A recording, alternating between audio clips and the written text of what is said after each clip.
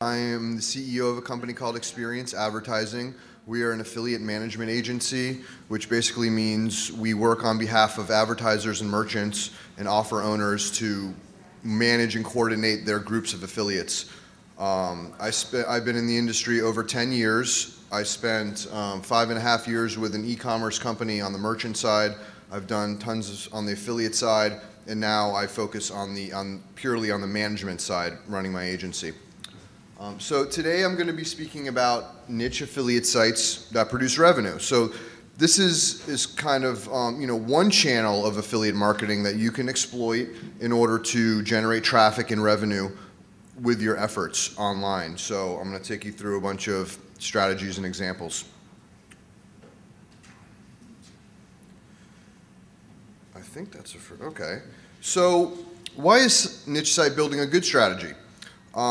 It really is cool because it allows you to focus on a theme and run with it, really. You can pick any theme, a thing you're interested in, something you're familiar with, and really allows you to write prolifically and really build out the content that's going to build your site larger and larger over time and generate more traffic on an organic basis. Visitors love themed sites. They always want to join a site that they feel some camaraderie with or like interest, where they can go and be a part of the site and learn something and maybe even contribute to the site over time. Examples, pets, parenting, dating, anything really. There's literally thousands of different niches or niches that you can go into and focus your sites in those areas and then build out the content and do various other strategies to get them traffic that I'm going to cover in a little bit. Owning a niche site, builds up a lot of like-minded individuals. You can build an email list, you can get RSS subscribers that subscribe to your content, you can obviously add Twitter followers, Facebook fans, you can get social bookmarks from your visitors. You have to have all those things prevalent on the site in order to offer those as options, but if they are displayed prominently enough, you can get people that come to your site that don't necessarily click on the affiliate banners to either join your email list or somehow subscribe to your content in some way. So that can be very valuable when you go forward and you want to remarket to them later. It's a great opportunity for community building. So on a niche site like on pets, you can launch a forum where people can join and contribute content and topics and reply and interact with each other and get their questions answered and put their 2 cents in on various things. Things like Ning will allow you to plug in a complete social network for free to little money on any themed site, and therefore you can grow an entire social network around a theme for little to no money, and it's incredibly valuable and powerful, building up a community of individuals like that who are all like-minded. It could lead to all kinds of remarketing possibilities in the future, so it's always good to build up communities on your sites.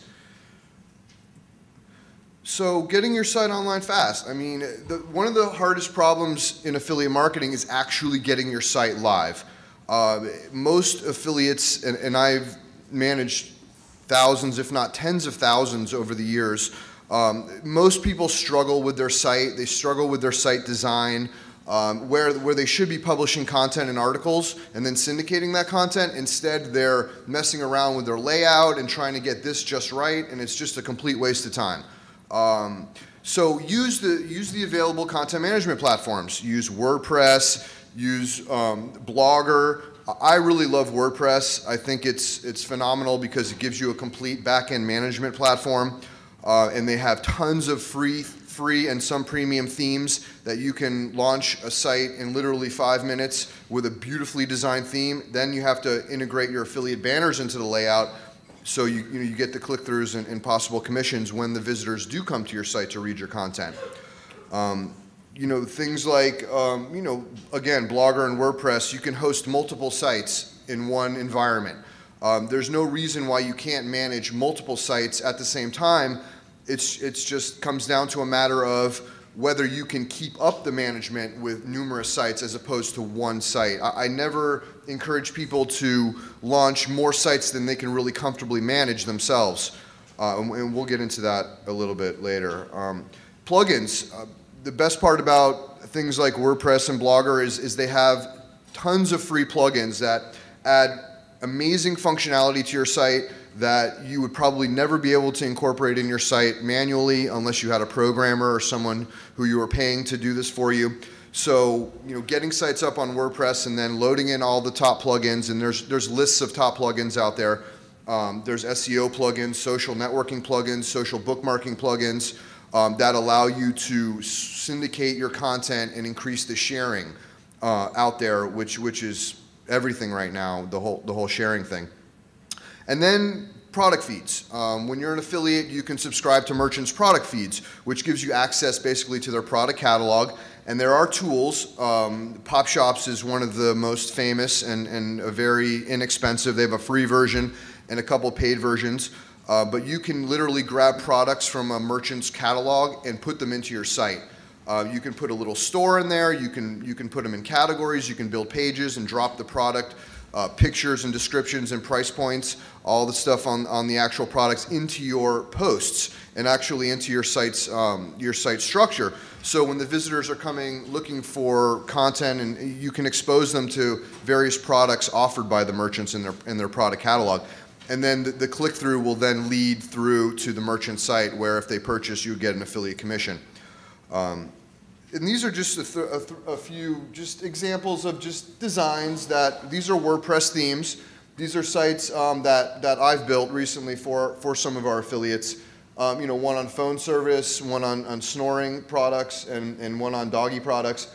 And you can see they have banners in the layout. They have a 468 at the top. They have some 125s along the right side, and they have more lower. But the point is, once you incorporate your affiliate banners into the site layout, they stay there persistently throughout the whole site. So you never have to worry about, are my banners present? Are they prominent? If you're using a good theme and you incorporate the banners, and these sites right here took me all of 5 minutes to build. Okay, I can do it a little quicker than most, but the point is, I have like a 5-step process where I can literally buy a domain at GoDaddy, go through a site building tool that I've developed for our affiliates, and have a site online like one of these in 5 minutes with the banners already on it. And I do this regularly for our affiliates, and we just give them out and say, here's a snoring site, or here's a phone site, or here's a pet product site. And then they can log in and publish articles and content, blog posts, and just, have at it. Oh, this doesn't look right. Oh, sorry guys, that didn't come out right. So this was actually a slide I was kind of excited about. 10 ways to increase free traffic to your site. I hope you can see it well enough. The last one you can't, but everyone wants to know how to increase traffic to your site. So it's an incredibly valuable thing to do. These are different things you can practice on a daily, weekly, or monthly basis. The first one, regarding building organic traffic, which is the free traffic you see in Google or Yahoo in the white background listings. The two above would be sponsored, and the ones down the right column would be sponsored. But this is the free traffic that you can gain from a Google or a Yahoo or an MSN. And the key is to post as much fresh content as possible. The search engines absolutely despise duplicated content. Some sites can get away with it if they have a lot of natural rankings already, and they have a lot of link juice and link power, and a lot of their stuff ranks well. They can get away with posting duplicated content from other sources, but for most websites, fresh content is always the best policy, and that includes tagging your articles with little phrases that come from the content. And tags, when you put tags on your posts, it actually increases the page count of your site. So one of the blogs on the previous slide, one of the phone one actually has about 30 posts on it at the present time, and it has about 50 tags. So Google actually indexes the site like 60 pages even though there's only 30 pages of content. With the tagging and the categories on a WordPress site, you can get much more index pages in Google than are actual pages on your site, which can be incredibly valuable for rankings and getting more traffic. Posting frequency. Post as much as you can. Posting frequency is probably, in my opinion, one of the top factors in getting higher rankings and getting more of your content ranked. Google absolutely loves it when you post frequently, meaning daily, meaning several times a day. Some sites like Mashable.com, which is a big social media site that all of you should probably check out. It's MASHABLE.com. They post 20 to 30 unique posts a day on the site about the social media and internet world, and that site just absolutely kills it as far as traffic and just subscribership. Targeting obscure, less competitive keyword phrases, better known as long tail phrases. The problem with breaking a new site into the mix, into the game, is that you're competing with hundreds, if not thousands, of existing sites that have been around for 5 or 10 years. They have longevity, they have tons of content, they have link juice, they have all the factors that your new site does not have. In order to overcome that, you have to do things like post frequent content. The more you post, the more the spiders will come back to your site and index it for the new content. And I have sites that literally, when I post on them, it's in Google like a minute later. I go search the content in Google, a minute after I've posted, boom, there it is in the organics. And that's because I post very, very frequently. And you should focus on the less core phrases. I'm not saying you shouldn't focus on core search phrases relating to the niche, but you'll have a harder time ranking for them, and you'll have an easier time ranking for the less core search phrases that relate to a particular niche. So you have to do keyword research, you have to find, you have to do competitive analysis, see what other people are talking about in a particular niche. I really like ezinearticles.com to find ideas on both articles and niches, because they have over 300,000 articles on the site, and people have contributed ridiculous amounts of content. So you can always find an article topic by going there. Syndicating your feeds. This is one of the most crucial aspects of running a blog, and really makes it worthwhile, is an RSS feed. Every blog has an RSS feed, and the sites we build for affiliates, and I encourage them to build, are actually websites, but they're powered by a blog, but they look like a website to any visitor that will come by. So for all intents and purposes, site and blog I'm sort of going to use interchangeably. And syndicating your feed. Everyone look up this guy Robin Good, because you just Google Robin Good, because he's the guru of RSS. And what this relates to is getting the content on your site syndicated out to the web. He talks a lot about RSS submissions, and it's really good to submit your RSS feed. It's kind of like, 10 years ago when you built a new site and you submitted it to Google and Yahoo, you're like, I'm going to go submit my website to the search engines. Well, nowadays you don't even have to do that. If you put a site up and put some content up there, they're going to find your site. But RSS directories are sort of the newer search engine submission, where you have to manually submit your RSS feed to hundreds of individual RSS sites, which gets your content more disbursement out there. Social bookmarking. I mean, social is everything right now. Everything is focused into Facebook and Twitter and all the different social networks. And I'm sort of tying in Dig and Delicious and sites that are known as quote-unquote social bookmarking sites. And why this is good is because when someone bookmarks one of your articles, and you can even bookmark your own articles, every blog post I post on any of my sites, whether it's corporate or otherwise, I go and submit it to Dig, Delicious, and then I post in my Facebook and Twitter. I say, hey everybody, dig this for me. I'll return the favor. And if you're able to get your article a lot of digs, it'll actually increase its traffic over time and rankings. What happens is these social bookmarking sites will then post a link to your article on their site. So not only could it get exposure, but it's also breeding inbound links from very powerful, high-ranking websites.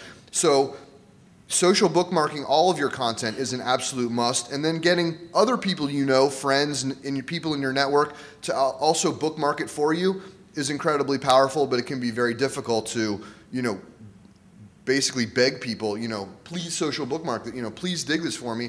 But if you get like a group of maybe 20, 30 people that you can do this with, it will benefit the rankings of your site. Incorporating the social sharing features.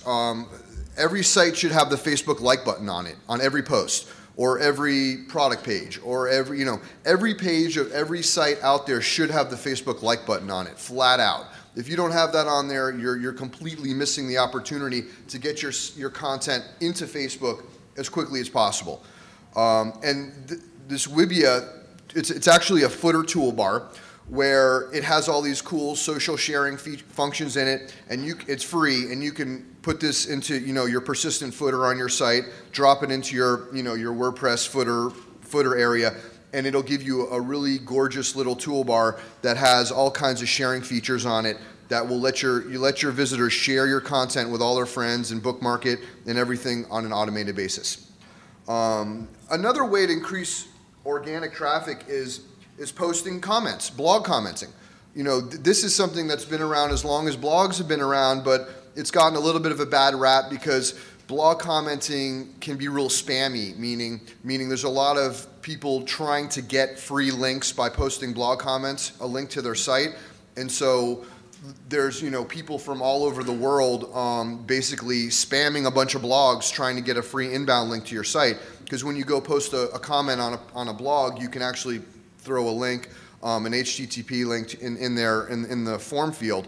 So which the whole point of that was that it just makes it harder to get your blog comment approved. But if you write a really good blog comment, maybe 2 or 3 sentences that really comments on the blog post that you're actually trying to comment on, it can be a very powerful way to get some free inbound links to your site and bump up your link juice.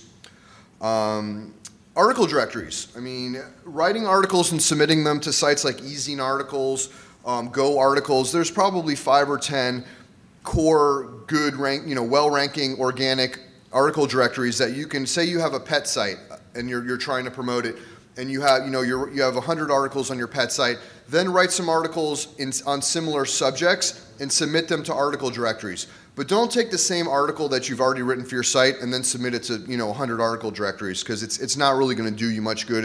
It's all duplicated content.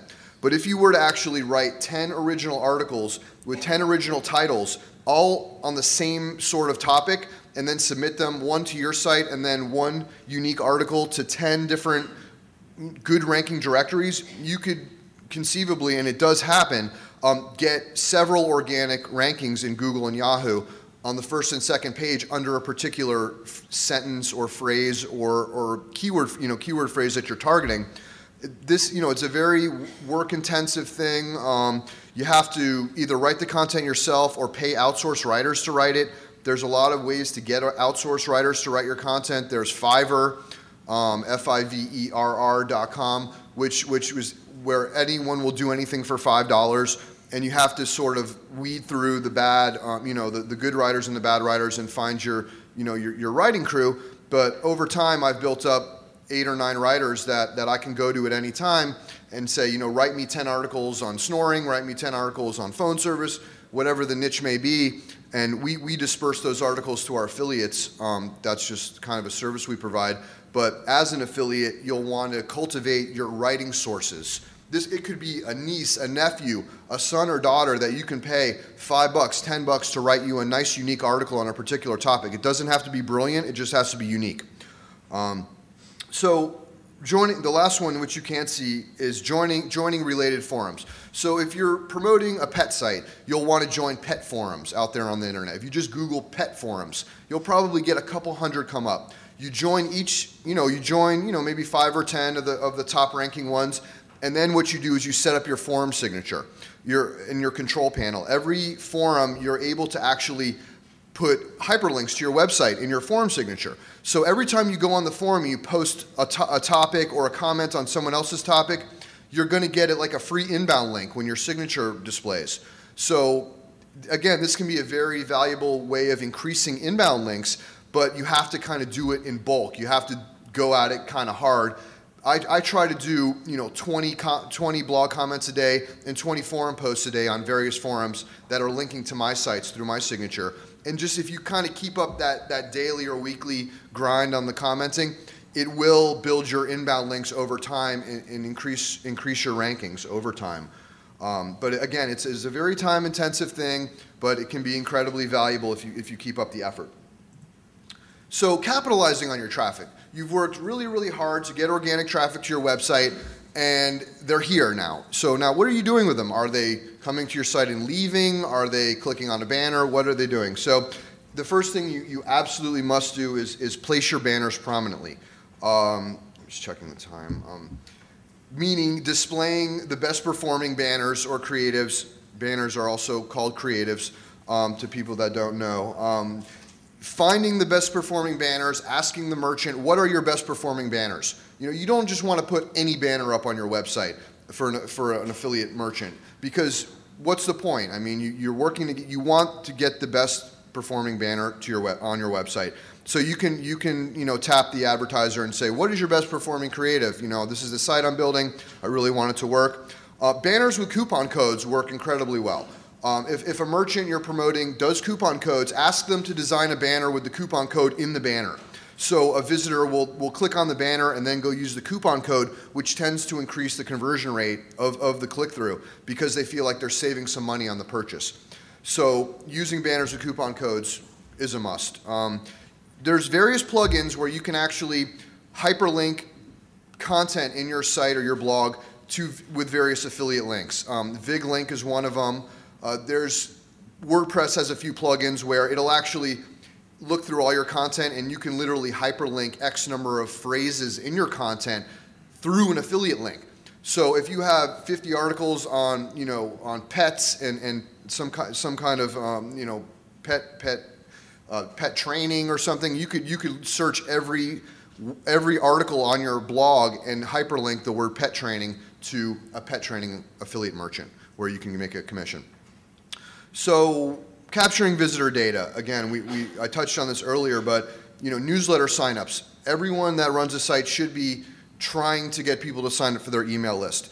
Aweber is no relation to me, but it's a very good autoresponder program, which is very inexpensive and will actually double opt-in people to your list that sign up on your website, and then it also allows you to email them, at your will, basically. Certain remarketing emails. It could be, check out the weekly deals, check out our monthly specials. Whatever you choose to email them, you can use a program like Aweber to facilitate that. Facebook Connect. It's similar to Facebook Like, but it actually allows people to register for your site by simply clicking on a button called Facebook Connect. And you have to sort of grab the code and put it into your site, but it's cool because once someone's connected with your site and then they come back, it automatically says, welcome back, Evan. It's kind of cool. It just lends that sort of familiarity with the site you're returning to. Like, it makes you feel like you're kind of returning somewhere where you have a home, sort of, or you're familiar with. RSS, Twitter, and Facebook fans. Everyone who runs a niche site or sites, period, should have a fan page, should have a Facebook fan page. And a Facebook fan page is something you can grow over time. Everything is moving towards Facebook and is like already there. I think I read a stat, there's already 1 million sites out there that are integrated with Facebook Connect or Facebook Like. So everything is moving very rapidly towards Facebook, so therefore you need to connect these Facebook sharing features and put them into your site's layout so people can share your content instantaneously with all their Facebook friends, and that then brings click-throughs, increases traffic. Okay, calls to action. Write your content and put stuff on your site that sort of encourages people to go to the merchant site and buy something. People oftentimes they're looking for information, but if you say, this week only save 10% on PetSmart.com, or this week only save $5 on this particular item on an electronics merchant you're promoting and you're affiliated with. Throw stuff out there that is going to sort of prompt people to do something better. Calls to action are sort of used on the merchant side. Click here now, buy now. These are calls to action that you can also use on an affiliate basis to get people to this week only, get this special, exclusive coupon this week only. And if you put that messaging into your blog posts and in your site's layout, you can definitely increase the likelihood of someone will do something that you want them to do. Merchant reviews, product recommendations. are great ideas because you can review merchants that you're affiliated with and then link to them at the bottom, or put their banner under the post. And you can, if you have a pet site, you can join. I keep using pets, because it's such a big niche that a lot of people actually aren't in right now. It's actually a very open niche. You can review 100 pet merchants on a pet site and say, 1-800-PET-MEDS does this, Doggy Trainer does this, and you can review hundreds of, and you have to affiliate with all of them, obviously, and be accepted into the program. But once you've affiliated with all these merchants, you can then review them on your site and tell everyone what a great company it is and all kinds of products that they have and how wonderful it is, without obviously giving a false testimonial, because false testimonials are something you don't even want to go there. Be general, unless you've actually experienced the product or the service, then you can give your actual testimonial or product review. But don't go on there and say, 1-800-PET-MEDS is wonderful, I saved $100 on my last, if it didn't happen, because there's rules and FTC guidelines around what you can say. Pay-per-call. Pay-per-call is cool because, and this is something that's come out in the last year, a company called Ring Revenue is behind it, and through Share a Sale or CJ or LinkShare, any of the major networks, you can affiliate with the merchants on a pay-per-call basis. What it basically means is they will assign you a unique 800 number. So you can promote that 800 number prominently on your site, in your site's layout, and when they call, you get a per call fee. So but you don't get a percentage of sale or a per lead fee. You would only get a per call fee, which is kind of different than traditional affiliate marketing where you're making a commission, but it's something, a nice kind of ad, because people do want to pick up the phone and talk to the company, and you can take advantage of that. Companies will pay out anywhere from $5 to $20, $30 a call. So you, by displaying their 800 number, the one they've designated to you prominently on your site, call toll free for a great special from 1-800-PET-MEDS, you can increase the likelihood of generating a commission on that visit. Coupon codes. Coupon codes are absolutely huge. Exclusive coupons are nice, but as a smaller affiliate, it's very hard to get an exclusive coupon from a merchant. But most merchants that sell retail, a retail merchant, will assign monthly coupon codes to the base and say, for August only, this is the special that's going on, this is the code, this is what you can promote on your site, and you should work that into the copy, either with the banner or the actual copy, so that when people do click through, they will use the coupon code, which increases the likelihood of a conversion.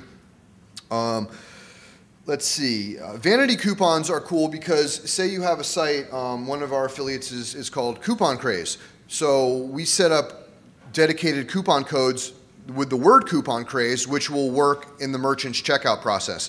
So it's kind of cool. Affiliates like getting a vanity coupon because it's kind of a special thing. It actually lends some branding to the situation. The coupon that matches your site URL, it just kind of ties it all together and gives you like a little bit of extra special branding. So that's nice. Monthly expiring deals are big because you want to put that urgency in people to take an action.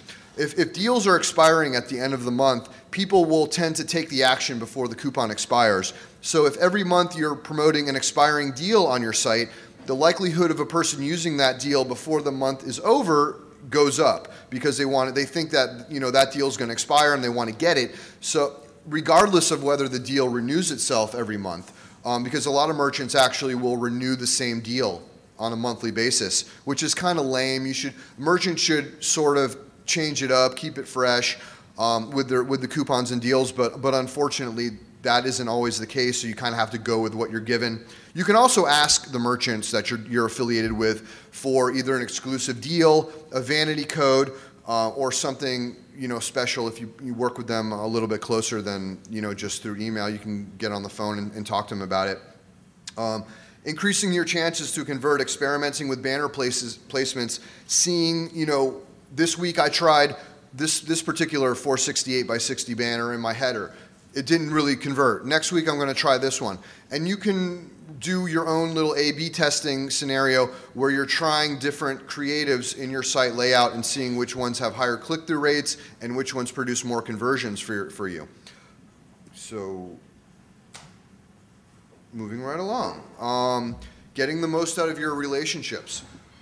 This is big because I would say 90-some-odd% of affiliates don't really connect with the merchants or advertisers they're affiliating with, because it's just there's a lack of communication there for whatever reason. Our company, we do a lot of reaching out on a personal basis and also through newsletter blasts. So for us, one of my focuses when managing affiliates is to reach out a lot, to send a lot of personalized emails, to assign a lot of vanity codes, to offer free tools and free content, keyword files, things that are going to get affiliates to respond back to me and my team. But the key for any affiliate is to build a good relationship with whatever company you're promoting. It's only going to lead to good things. If it doesn't lead to good things, then you need to switch to one of their competitors or whatever. But what you probably want to do as an affiliate is actually respond back to the newsletter or contact the affiliate manager through the interface and say, I'd really love to work with you. This is my site. This is what I'm promoting. Can we do anything special? Can I get a higher payout?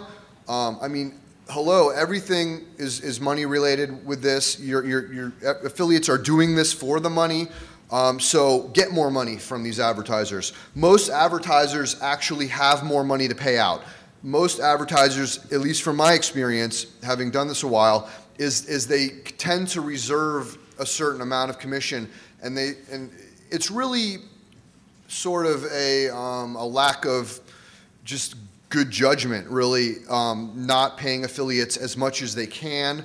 A lot of the rationale there is, we're going to pay out X amount, let's say 10% now, and then we're going to increase it over time, or we're going to put a tiered structure in place so that we can pay out more commissions if an affiliate's actually able to produce X amount of revenue, X amount of sales on a tier basis. Like if they produce $5,000 a month in sales, they'll get 12%. If they produce $10,000, they'll get 14%.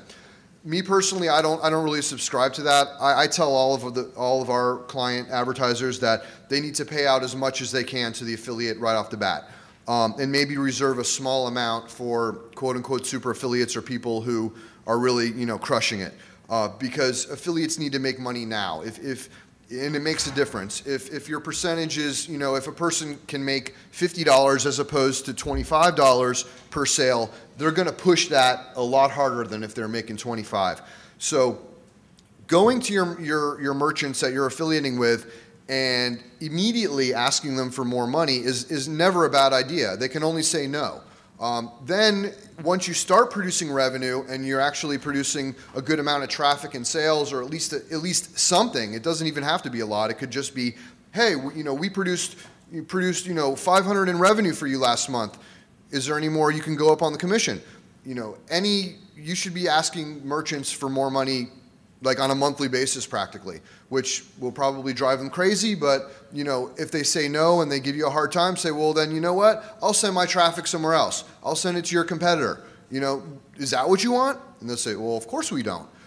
The problem is a lot of affiliate managers and companies that run affiliate programs, you're sort of at the mercy to who they have managing the program and what their latitude is for making decisions related to how much money you can make per sale or per lead. And quite honestly, there's a lot of inadequate affiliate management out there, probably, to put it kindly. So you really have to be persistent with affiliate managers and try to, literally try to make friends with we try to make friends with all of our affiliates on a personal level and then help them on internet marketing level. But really just bonding with your merchants if possible. Some merchants, they just won't be available. And you are at the mercy to whoever is managing the program, their experience level, their latitude for increasing commissions and doing things special for you. So you will run into some frustration when you start dealing with numerous merchants. Ask the advertiser, what can you provide me? Can you provide me content, keywords? special coupon codes. A lot of times merchants, they just don't tell you what they can offer. So you kind of have to persistently ask, what can you offer? Tell them so-and-so's offering me keywords. So-and-so's offering me a unique merchant description about what you do. Can you do the same thing? Press them a little bit to give you special perks and different resources that are going to allow you to market their company better. Ask for free samples and products to review. A lot of companies will actually give their affiliates free samples, whether it's a food product or an actual piece of electronics to review. Some companies will say, we'll give you this product to review, but you have to send it back. Some will just flat out give you the product to review and basically let you have it. I have a client, a company called Vitalicious.com that sells a really nice health food product, and we gave away a couple hundred free samples to affiliates in the affiliate program a couple months ago, and it was an absolute hit. It was an absolute hit. So, and it got a lot of posts written. It got some sites built. It created buzz. A lot of times companies are hesitant to do this because they don't really see returns right away. But companies who are smart and willing to really invest in their affiliate channel will be willing to give products and give samples, especially if it's stuff like food, stuff that doesn't really have a high cost associated with it. They can definitely give stuff away, and they may not have done it before. Most affiliate advertisers probably haven't given affiliates anything for free. So you really have to sort of bring it up and say, hey, how about giving us some products to review? And they can only say no. And it may just, plant the seed, and they may come back 2 weeks later and say, hey, what's your address? I want to send you a product. My CEO said we're ready to, have some products reviewed. And you can also say you're doing it for other companies and it's been incredibly successful, something of that nature, and then convince them to do it. Getting more money from your advertisers. Most advertisers don't pay out what they can. And I know this from dealing with hundreds of advertisers over the years, and I always tell them, listen, you need to pay out as much as you can because people need to make money now. If they make more money now, they'll tend to increase traffic and really put more focus into your promoting your program. If they're not making much per sale, then if they get one sale for 100 clicks and they make $5, they're like, oh, this sucks. But if they make $50 on those 100 clicks, they say, wow, that's not bad. I could put more effort into this and make more money.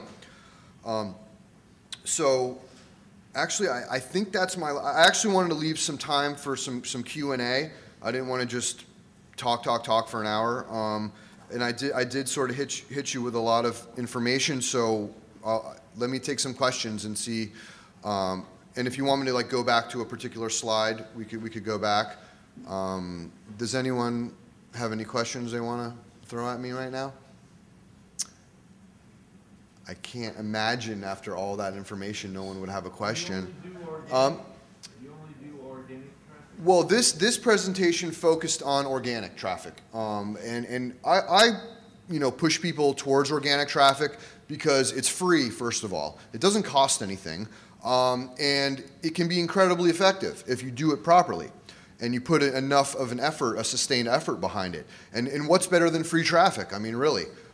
Paid traffic is great too, but the problem with paid traffic like paid search or Facebook advertising or anywhere where you're incurring a fee for a click or a banner placement is you're working on such slim margins as an affiliate. It's really hard to make a pay-per-click campaign convert as an affiliate or a Facebook advertising campaign convert. It can be done, and it is being done, and it has been done for years, but me personally, I normally encourage people to do more of a paid advertising campaign once they've gone down the organic road and they're generating free traffic.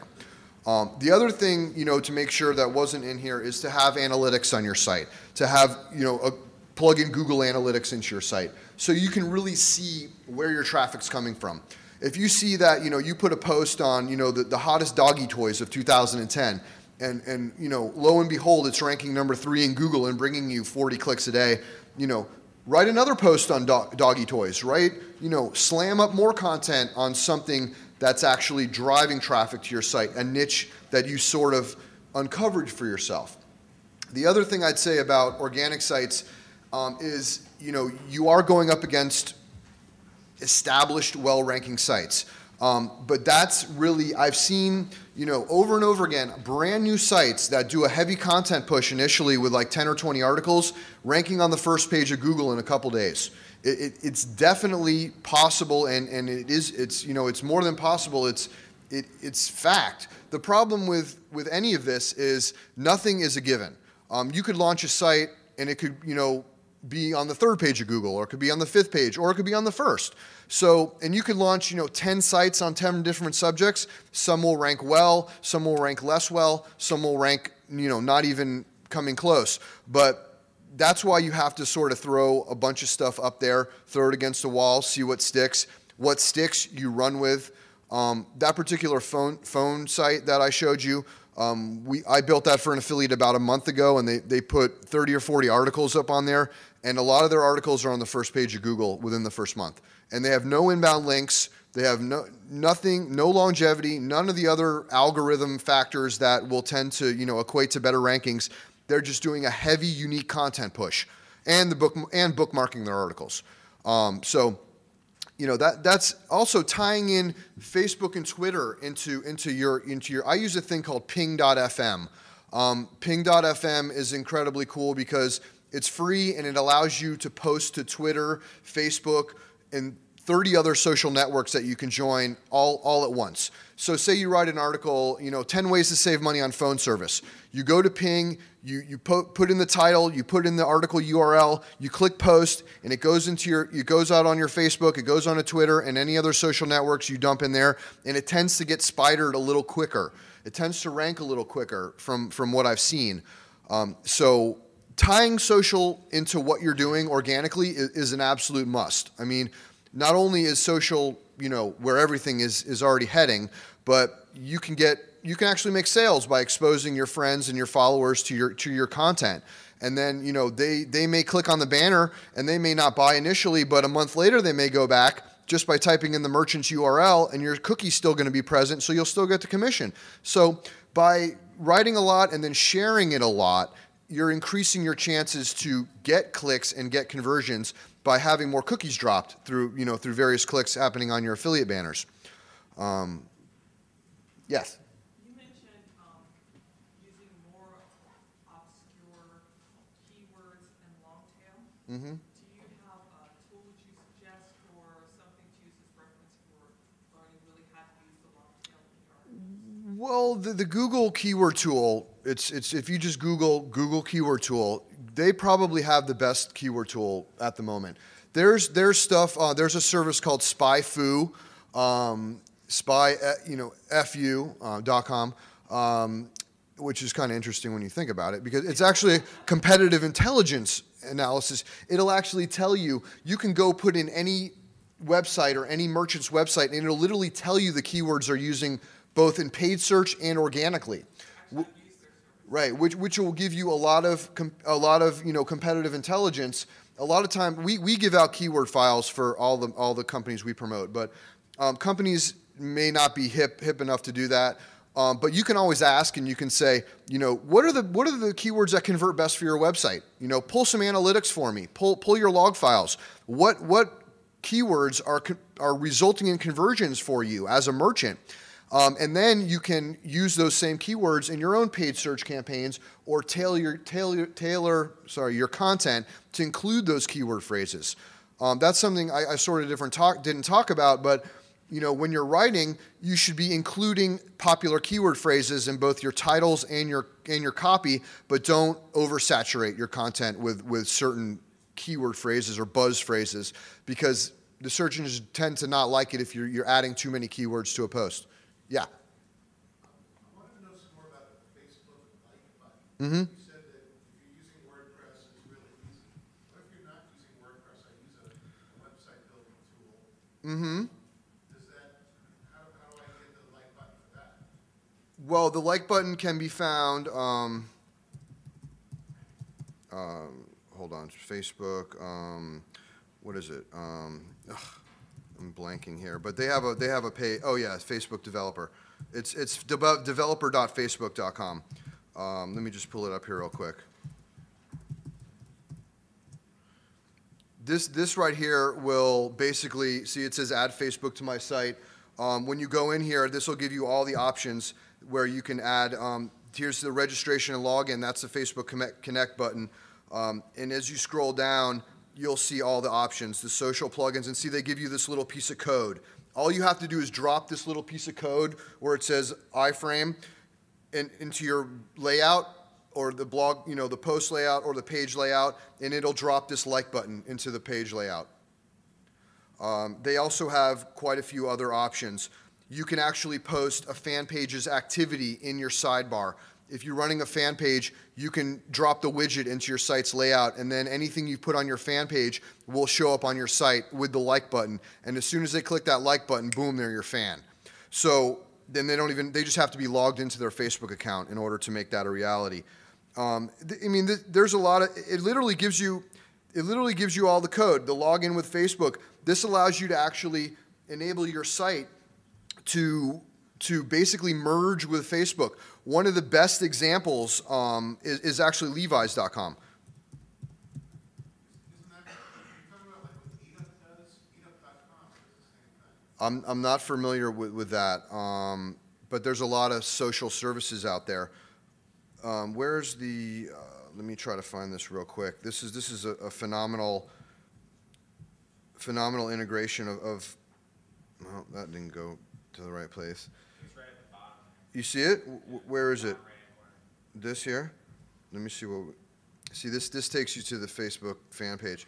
This is another thing you can actually do, which is kind of cool. This is a little different than the typical Facebook fan page that you might come across. You can actually put a custom designed splash page as your fan page default page. When visitors come to your fan page, it says you click the like button above, which is kind of hokey, but you can actually have a nice splash graphic as your fan page main landing page, which can tell them to click our like button, or we have this particular promotion going on this month, things of that nature. I'd really like to show you this one thing. Let me see. We should have time. Let me just find it real quick. Let me just see if this pulls it up. Yeah, here it is. Here it is. So once you've connected with this in Facebook, and I actually can't do it now because I'm not logged into my Facebook account, but once you log in here once, and then you come back here, you'll be logged in. It'll say, hello, Evan, thanks for coming back. And it's cool because you can actually like any of these particular jeans, and then when my friends come here, people I'm friended with on Facebook, and they say they come to the Levi's store and they connect, they'll see, your friend Evan likes 501s. Your friend Noel likes, hip huggers, whatever it may be. And they were actually one of the first companies to do a really good integration into the site. And actually when you click on this, it's cool because, see, it's prompting me for my login. I'll just log in real quick.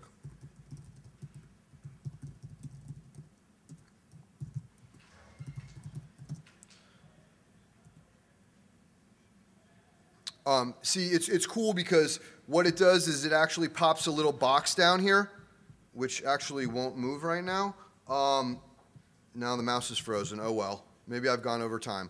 But if you were to fill out, see it says share on Facebook with a comment, you put a little statement in there like check out these awesome 505 jeans. It posts it right to your Facebook, and so your friends see that and they say, oh, Evan likes 505 jeans. What a loser or whatever. Let me check it out, maybe I need some new jeans or whatever. It just underlines the fact that it helps facilitate sharing of your content and increases traffic. Yeah, I don't know, something locked up on the keyboard, and now it's making a terrible noise. So let me move on to another question.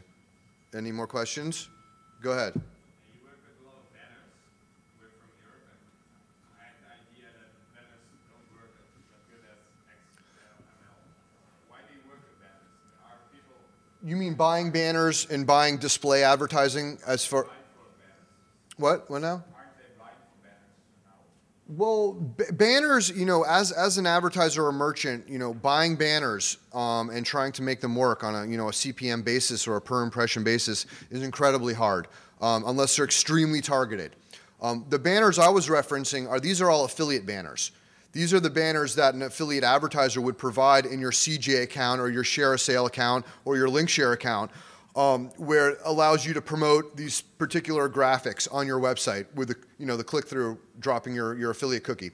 So when I bring up banners are actually a fairly ineffective way to gain click-throughs, but as an affiliate, you don't have a lot of options. You really only have banners, text links. If you have an email list, you could drop an email to the list and try to get some click-throughs that way. But really, affiliate marketing banners are quite prevalent.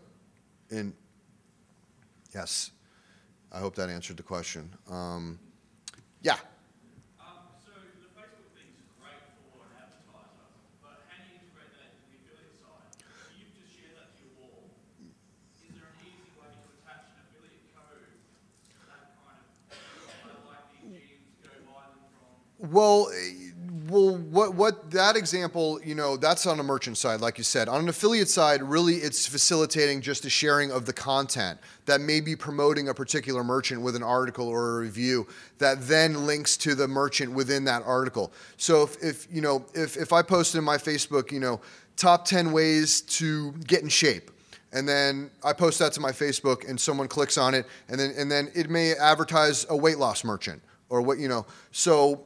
That's really the point, is just to increase unless you actually are selling the product yourself on the site through a drop shipping arrangement or something like that, you're not going to actually be able to promote products with an add to cart button and a checkout. If that were the case, you added the like button, which you can do. There's drop shipping arrangements out there that you can put together as an affiliate where you can actually build a site, and this is also another type of niche site, where you can actually build a complete site with the product catalog, and then you can integrate the Facebook like button, and then when you did share it or someone did share it with their friends, it would then share the product from your site, and if someone purchased, you would make the percentage of sale.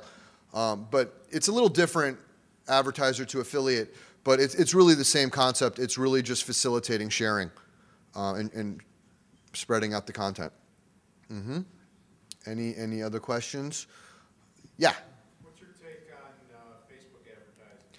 I love Facebook advertising. Again, difficult on the affiliate basis because you just don't have the good margins to work with. If you can find a product that you think will convert really, really well in a certain target market, the nice thing about Facebook advertising is the demographic targeting. You can target not only by age and education level, you can also target by likes and interests. You can target everyone that likes a particular fan page on Facebook. You can target everyone who likes the 1-800-PET-MEDS fan page, and you can sell them. You can advertise a different either pet med website or a different pet product, but for a fact that those people are into pets. So it can be incredibly effective. You just have to kind of play with the pricing and how much the clicks are costing. They do it on a cost per click basis, and they also do it on a CPM basis, which is a per impression. CPM meaning cost per 1,000 impressions. So when you go on your Facebook, you see all these ads running in the right column. And therefore, those companies are paying to be there, either per click or per impression. And actually, the per impression stuff, in my experience in the last few months, has actually converted better than the per click, contrary to what a person normally would think. Impression-based advertising in the past has always been sort of a nightmare because you never know how many clicks you're going to get. But on Facebook, it's incredibly effective because of the targeting. And the demographic targeting and the likes and interest targeting. You can really hone it down. You can hone it down to advertise to 500 people, or 500,000 people. So you can really, hone down through the targeting and really hit a core group of people that for a fact are interested in a particular topic, therefore increasing, the likelihood of getting a buyer out of it. So the other cool thing about Facebook advertising is you can try different ad copy and different images. There's programs out there. One of them, escapes me at the moment, but where you can load in 100 different images and 100 different titles and ad copy, and it will actually rotate the, you know, it'll tell you which ones have the best click-through rate and the best conversion rate. So that's sort of like advanced Facebook advertising. But if you're running a Facebook advertising campaign, you should absolutely be trying different images, trying different titles and ad copy, putting coupon codes in the ad copy, maybe even your 800 number from your pay-per-call relationships. Anything that's going to increase the conversion rate, or at least the likelihood of you earning a commission on those eyeballs. So yeah, I believe in it 1,000%. I think it's second to, Google pay-per-click, straight search pay-per-click targeting. It's probably the second most effective, way to advertise online. Yes. Any other questions? Okay, I think that's about all we have time for. So perfect. Thank you.